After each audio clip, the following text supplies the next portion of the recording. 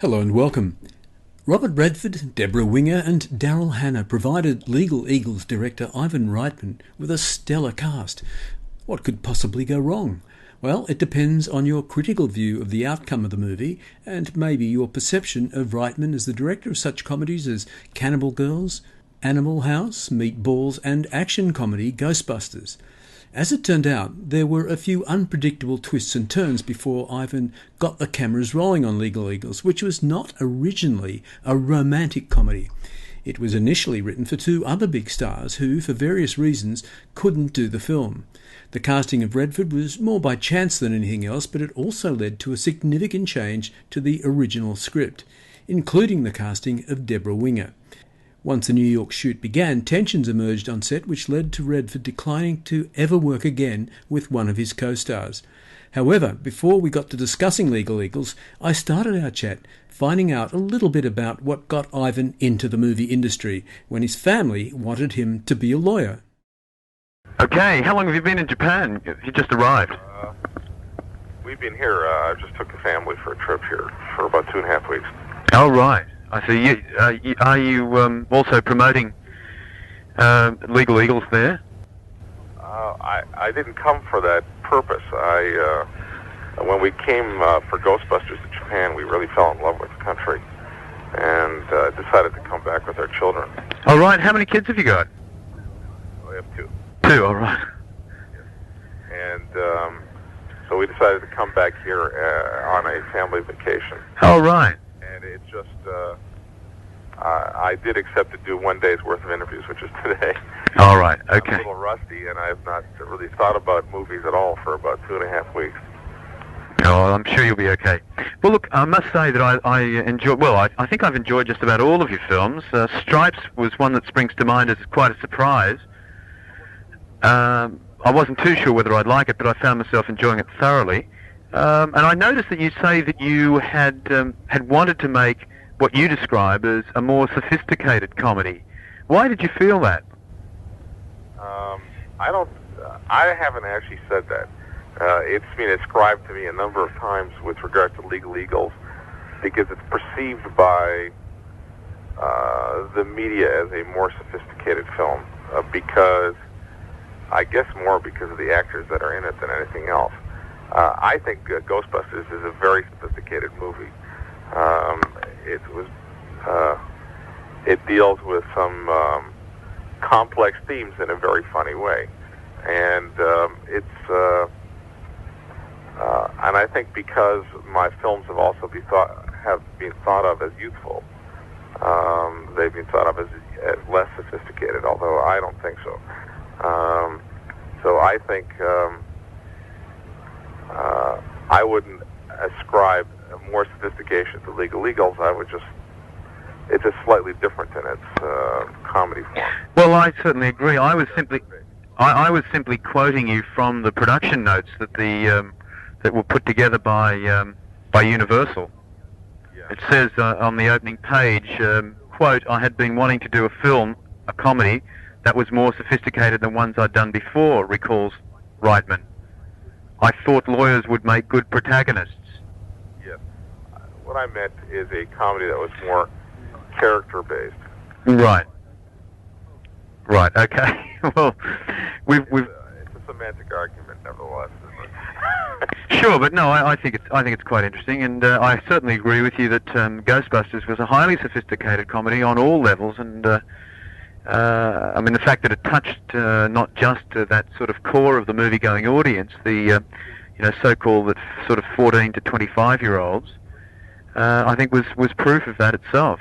Can I just take you back and sort of moving away from film per se, but talking about humour. I mean, when you set about trying to write something, I mean, do you simply move from situation to situation that seems to be funny to you, or do you have a particular and more structured way of trying to achieve something as being funny or amusing or provocative of laughs on the screen? You mean, how do I choose my subject matter? No, I mean, how okay, you've chosen to do a story about lawyers here, and once you start writing the story, I mean, in a sense, I suppose you have just a narrative thread. Do you then look for funny situations or humour out of the characters, or?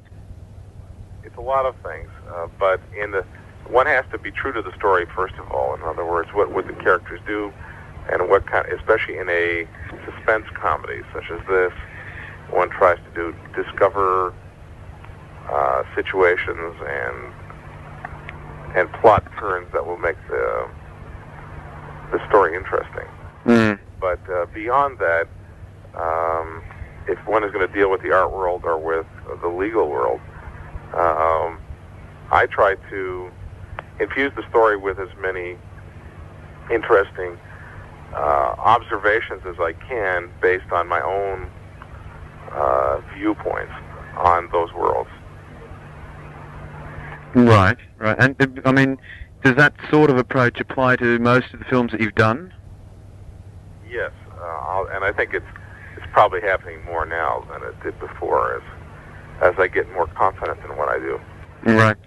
So going back to those early days in Canada, were you, was it comedy that was the attraction for you, or was it performing, or was it simply television and movies generally? I always thought I would be in the entertainment field of one way ever since I guess I was 3 or 4. In Canada, I tried to take the most direct route into filmmaking. I discovered filmmaking in university and really fell in love with it. It seemed to be the perfect art form for myself because it combined so many different things. I never was interested in being an actor myself.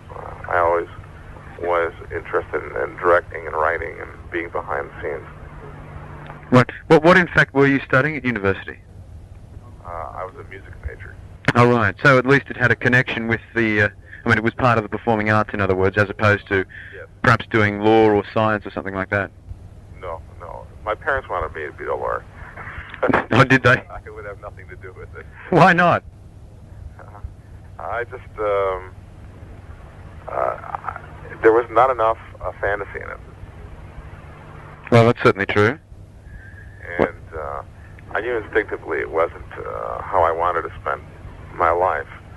And, you make those critical decisions when you're 16 or 17. And, Yeah. which one shouldn't have to do, but that's the way the system works, and I knew I just couldn't go into something like law, even though I probably would have made a decent lawyer. I really needed something that would stimulate my imagination. Mm. How did your parents take your move then in the other direction? Well, they were particularly concerned with a music degree because, to quote them, well, what are you going to do with a music degree? Right. I had the music department, I didn't quite have all the qualifications required to get into the music department at this university. And really what all the graduates would normally do in this course is to become music teachers in high school. And I made a promise to the dean of the school that I promised not to teach music if he would let me in. I told him I really wanted a liberal arts education with a music major, that I just wanted the experience of going through school that I promised I would never teach in high school. They actually bought it and agreed to that stipulation, and sure enough, I never did teach. Right. There seems to be between Canada and America a certain barrier, if you like, for Canadians trying to break into the American industry. I wouldn't agree with that. You wouldn't? No. I think there are a great many Canadians in America working, and vice versa. I think the barrier is only talent. I'm just talking to Canadians in the film industry, though. It may apply more to Canadian films as an entity rather than the individual, but they seem, quite often frustrated by the fact that they are regarded always as America's poor cousins. Well, I made films in Canada before. I was a producer in Canada for about 7 or 8 years before I started in America with Animal House. And virtually all my films received distribution in the United States. I mean, it's like anything else. You have to, unless you're distributed by the majors, and this really goes around the world, that's where you receive the most playing time, the best terms, the best movie theaters. Well, it's much like the Australian cinema. There have been some wonderful movies that have been made in Australia, and those films have broken out in the United States without any problem. The best of them have received major distribution, and they worked. In terms of the more obscure films, although they may have been successful in Australia, they didn't work. They didn't receive the same kind of distribution. They don't get shown worldwide in the same way. And there have been some films that have been made in Canada. One of mine, Meatballs, was totally made as a Canadian film, was then sold to a major and received, it was one of the most successful films of that particular summer. Yeah, no, I recall that. To it once it was in. So you don't see what some producers have felt anyway in the past, that they tend to be brushed aside a little by the American industry. Brushed aside, there's very little room on the top of the hill, and there are people from all over the world, including America, but people from Canada, from France, from Australia, working to get to be one of those 10 or 15 movies that a major distributor is going to show in America, because it is one of the largest markets in the world. And so the major distributors make their own movies, plus they pick up a few movies. Sure. Probably there's been no better time in history than the present for an independent filmmaker from anywhere in the world to have his film shown in the United States, if he can convince the people at the studios and then later the exhibitors that what he has made will be seen by the American public, because that's really all they care about. Yep. They really aren't even making an artistic decision as much as they're guessing as to whether there's an audience in America for the film. So the barrier that is there is a barrier based on what the major distributor thinks the commercial aspects of this movie are. Sure. Well, let's talk about in more detail Legal Eagles. Why, being one, of course, that was not going to have any trouble getting seen by lots of people. The casting, I thought, is excellent in it. Why Robert Redford? I mean, was the story written with him in mind, or did that come afterwards? It came after. It was originally written for Dustin Hoffman and Bill Murray, because they had approached me about doing a film together again after Tootsie, and we had started working on this idea, which they liked, and then Mr. Hoffman took another project first called Ishtar. He's just completing right now. Right. Yeah. And Bill went off to Paris to live for a while, so I was suddenly left without any actors in this pretty good story, I felt. And at the same time, I was introduced to Robert Redford on some other project, and we discussed it together, and he liked the idea a lot. So, sorry, let me get that straight. You actually went to talk to him, or he called you to talk to you about something completely different? We were introduced. We have the same agent to discuss yet another project that he was interested in doing and was interested in my directing. Right. Seen Ghostbusters and liked it and wanted to do a comedy film.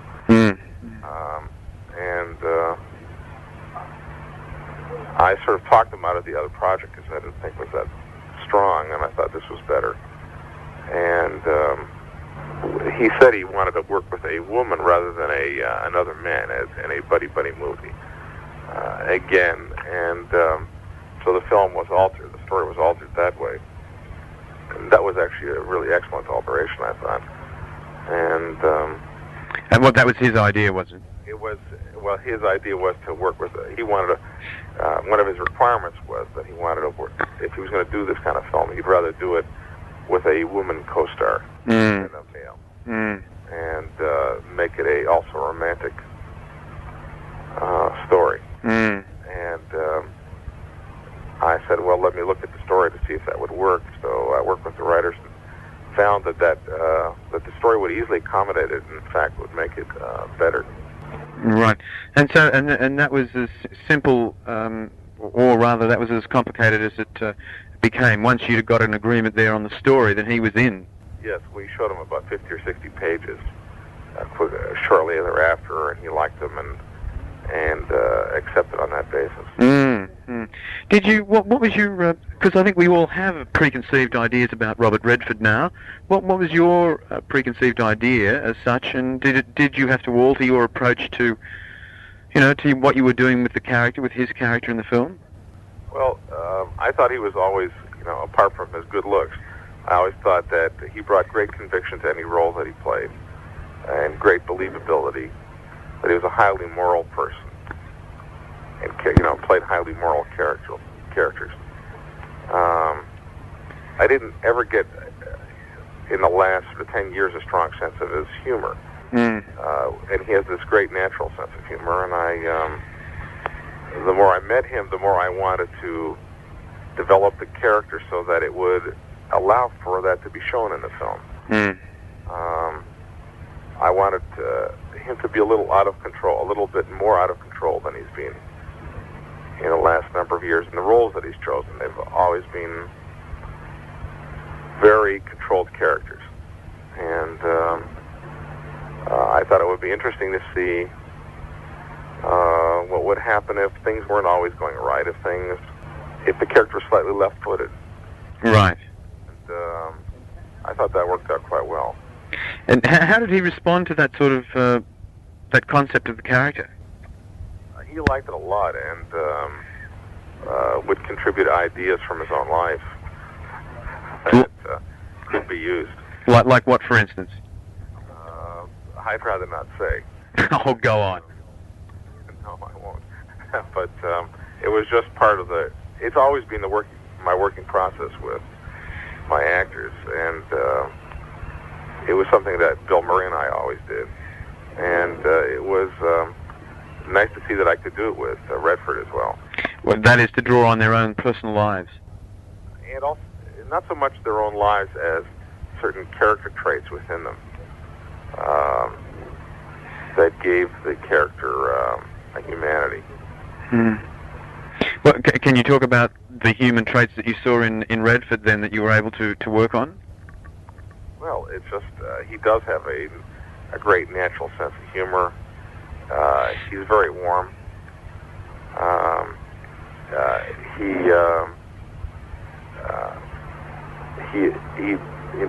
He's not faultless. I mean, he does. Although he's physically very skillful, there's a side of him that isn't as well, and so it was using some of that in the film. Who came up with the idea for the tap dancing? That was my idea. And where did that spring from? I think there's a musical element in all of our lives, and I try to find it in the various characters. If you go back through my films, you'll realize that almost everybody, I mean, all the major characters sing at one point or another. Right. And it's just something of mine that I believe in, and it was the way that it was my way of finding the musicality of this character. Right. And what about the casting of the two female leads? Deborah Winger, who I think, ever since Urban Cowboy, which I don't know how it was received over there, but I quite enjoyed it as a movie. Yes. And I found her quite striking in that. And of course also in other movies as well. Was she a first choice, and why a choice? She was our first choice. And I just thought she would she would be a great pepper to sort of Redford Salt. Right. And I just thought they would be very good together. Right. How did they get on, in fact? Because she's fairly single-minded, isn't she? She's fairly demanding. Well, I think they worked very well in the film. And the relationship was fine and easy, just working with them around the sets? No, not particularly. Oh. But I think that's irrelevant. I mean, I think she is a particularly difficult actress, but She is? yes. Is it because of the way she goes about her craft, or simply because she's single-minded in what she does? I think both. Mm. Both. And she's very serious about her work, and at the same time, I think she's very single-minded. I think a very nice way of putting it. Yeah. Would you work with her again? I don't know. Because by all accounts, Bob Redford is a very easygoing guy and highly professional and always open to ideas. Yes, and he was. And I would have no problem working with him again, and I don't think he would either.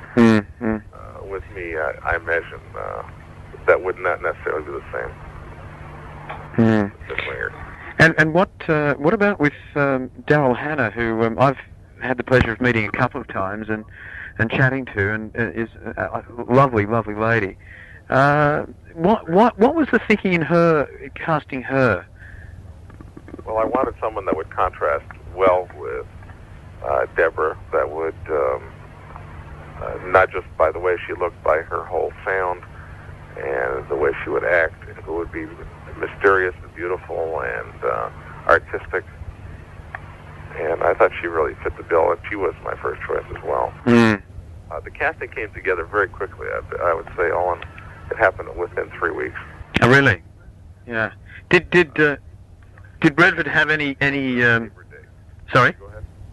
I was saying that Redford had said yes to Labor Day weekend in 1985, and